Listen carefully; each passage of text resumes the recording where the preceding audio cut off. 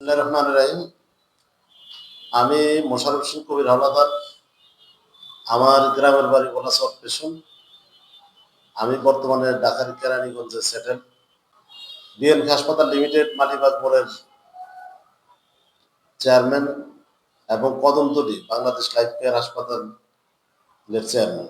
আমি ভোলা development forum BDF নিয়ে কিছু কথা বলবো।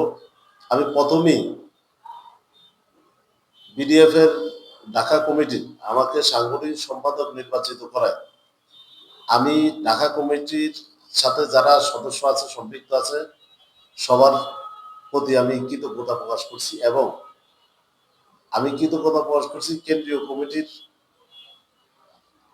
সভাপতি এবং সাধারণ সম্পাদক উপস্থিত থেকে কমিটি নির্বাচিত করার জন্য। এবং আমি অভিনন্দন জানাচ্ছি বর্তমান কেন্দ্রীয় কমিটির সম্মানিত সভাপতি। আমাদের ভোলার দাবি দেওয়া নিয়ে, বিডিএফ এর দাবি দেওয়া নিয়ে দীর্ঘদিন, অত কমপক্ষে 30 বছরের আন্দোলন সংগ্রামের লোক এম জহিরুল আলম ভাই এবং বর্তমান নবনির্বাচিত সাধারণ সম্পাদক জসিম ভাই সহ কেন্দ্রীয় কমিটির সভাকে আমি অভিনন্দন জানাচ্ছি। এবং আমার প্রত্যাশা যে ভোলা এই সংগঠনের মাধ্যমে যে অর্জন, ভোলা বরিশাল সেতুর দাবি, ভোলা মেডিকেল কলেজ হাসপাতালের দাবি, এই সেতুর দাবি নিয়ে আমরা বিডিএফ থেকে শাহবাগ মোড় অনেকবার আমরা আন্দোলন সংগ্রাম করছি, আমরা মিছিল মিটিয়ে গেছি, আমাদের সবারই সম্পৃক্ততা ছিল। তারপর ভোলার মতিরহাট যে ফেরিসার্ভিস ভোলা টু লক্ষ্মীপুর, এটার জন্য এখন পর্যন্ত আন্দোলন সংগ্রাম চলতেছে দিবা সার্ভিসের জন্য। আর এই জন্য জহির ভাইয়ের অক্লান্ত পরিশ্রম, এটা অস্বীকার করার মতো সুযোগ নেই। কারণ এই বিডিএফ এর সম্পূর্ণ কিছুই জহির ভাইয়ের অবদানই আজকে এই পর্যন্ত আসছে। আর এই জন্যই বিডিএফ জহির ভাইকে মূল্যায়ন করছে, আজকে বিডিএফ এর চেয়ারম্যান জহির ভাই। আমরা ভোলাবাসী পুরা ভোলার মিলিয়ে ঢাকাতে 5 লক্ষ লোক অবস্থান করতেছি এবং চট্টগ্রামে 3 লক্ষ, তারপর দিয়ে প্রবাসে 2 লক্ষর উপরে লোক আছে ভোলার। আমরা এই সংগঠনের মাধ্যমে আমরা চাইলে যার যার অবস্থানে চট্টগ্রাম, ঢাকা, আমরা অনেক বড় ধরনের প্ল্যাটফর্ম তৈরি করতে পারি। তবে সেই ক্ষেত্রে আমরা সবাই ঐক্যবদ্ধ থাকতে হবে। আমরা যদি ঐক্যবদ্ধ না থাকি আর যদি আমাদের ভিতরে আন্তরিকতার অভাব থাকে, তাহলে আমরা কিছুই করতে পারবো না। আর বিডিএফ এর কাছে আমার প্রত্যাশা থাকবে বর্তমান কেন্দ্রীয় কমিটির কাছে, যে বিডিএফ এর আমার দীর্ঘদিনের পরামর্শ ছিল যে আমরা সব সদস্যরা একটা ডাটাবেস তৈরি করা। আমাদের অনেকগুলো সমস্যা আছে। আমরা যখন সবচেয়ে বড় সমস্যা হইলো, আমরা ঢাকা থেকে যখন গ্রামে ফিরি, সদরঘাট কুলিদের যে ব্যবহার, আমরা কুলিদের ব্যবহারে আমরা অতিষ্ঠ। আমরা চাই যে বিডিএফ এ একটা আইডি কার্ড তৈরি করা হোক এবং সব সদস্যের ডাটাবেস তৈরি করা হোক। এই আইডি কার্ডটা দিয়ে আমরা যাতে সদরঘাট মোটামুটি ফ্রির দরকার নেই, যাতে আমাদের এই কার্ডটা শো করলে আমরা সম্মান পাই। ভোলার বিডিএফ এর আন্দোলন এবং জহির ভাইয়ের চেষ্টা এবং বিডিএফ এর আন্দোলনের ফসল হইল ভোলা দিবা সার্ভিস, ভোলার দিবা সার্ভিস।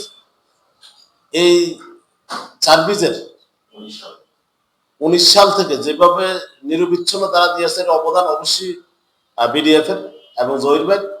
আমি চাচ্ছি যে আমরা যাতে অন্তত তাদের এই সার্ভিসটা আমরা ব্যবহার করব, যাতে বিডিএফ এর কার্ডটা আমাদের সাথে থাকলে আমরা যাতে ওই সম্মানটা তাদের কাছে পাই যে হ্যাঁ এরা বিডিএফ এর। আমরা ভাড়া দিয়ে যাবো, ফ্রি সার্ভিস না, আমরা ভাড়া দিব, কুলিদের যথাযথ তাদের পাওনা তাদেরকে দিব, কিন্তু আমরা যাতে এই সম্মানটা পাই যে না ওই সংগঠনটা একটা সংগঠনের থেকে এত দাবি দেওয়া নিচে এই সংগঠনের যা সম্মানটা।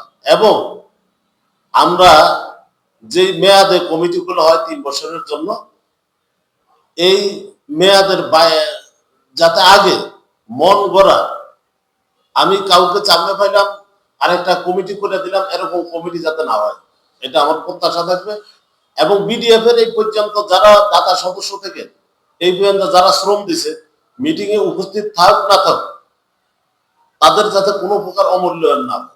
আর বিডিএফ ছাড়াও ভোলাতে আরো কিছু সংগঠন আছে, ভোলা সমিতি এবং ভোলাতে যে আঞ্চলিক যে সংগঠনগুলো আছে থানা পর্যায়ে, আমার মনে হয় আমরা সবাই মিলে যদি একটা সমন্বয় করে যদি কাজ করতে পারি আমাদের ভোলার জন্য, ভোলার দাবি দেওয়াগুলো আমরা যদি একত্রিত করে সবাই আদায়ের জন্য আন্দোলন করি, তাহলে আমাদের মনে হয় দাবিগুলা খুব তাড়াতাড়ি আমরা পেয়ে যাবো। আর দ্বিতীয় কথা হলো ভোলা বরিশাল সেতু বর্তমান সরকারের, আমাদের খুব প্রত্যাশা ছিল যে বাজেটে ভোলা বরিশাল সেতু থাকবে, কিন্তু এই ভোলা বরিশাল সেতু সরকারের বাজেটে নাই। আমার মনে হয় আমরা যদি একত্রিত হয়ে আমাদের ভোলার মাননীয় সংসদ সদস্যদের কাছে আমরা যাই, স্পিকারের কাছে যাই, এই দাবি দাওয়াগুলো নিয়ে, তাইলে এটা বাজেট অন্তর্ভুক্তি করার কোনো বিষয় না।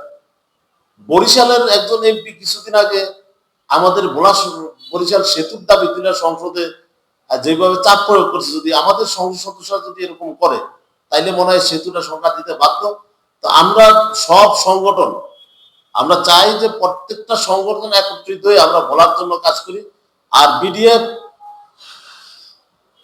আমি প্রত্যাশা করি ইনশাআল্লাহ, বিডিএফ যে প্রত্যাশা নিয়ে ঢাকা কমিটি গঠন করছে, আমরা সবাই একত্রিত হয়ে আমরা সবাই মিলেমিশে ইনশাআল্লাহ আমরা যে প্রত্যাশা নিয়ে শুরু করছি, প্রত্যাশা আমরা ইনশাআল্লাহ বাস্তবায়ন করব। আর সকলের দৃষ্টি আকর্ষণ করি সবগুলো সংগঠন একত্রিত হওয়ার জন্য। যে প্রেসিডেন্ট সেক্রেটারি আছে ওনারা যদি চেষ্টা করে প্রত্যেকটা সংগঠন আমরা একত্রিত করতে পারি। ভোলার সবচেয়ে প্রাচীন সংগঠন যেটা হলো ভোলা সমিতি, আমার মনে হয় যদি আমরা ভোলা সমিতির সাথে কথা বলি, এইটা হলো ভোলার সবচেয়ে বড় সংগঠন, এটার পরেই হলো যে বিডিএফ। বিডিএফ এর পরে আসছে আঞ্চলিক সংগঠনগুলা, তাদেরকেও ছোট করে দেখার কোনো কারণ নেই।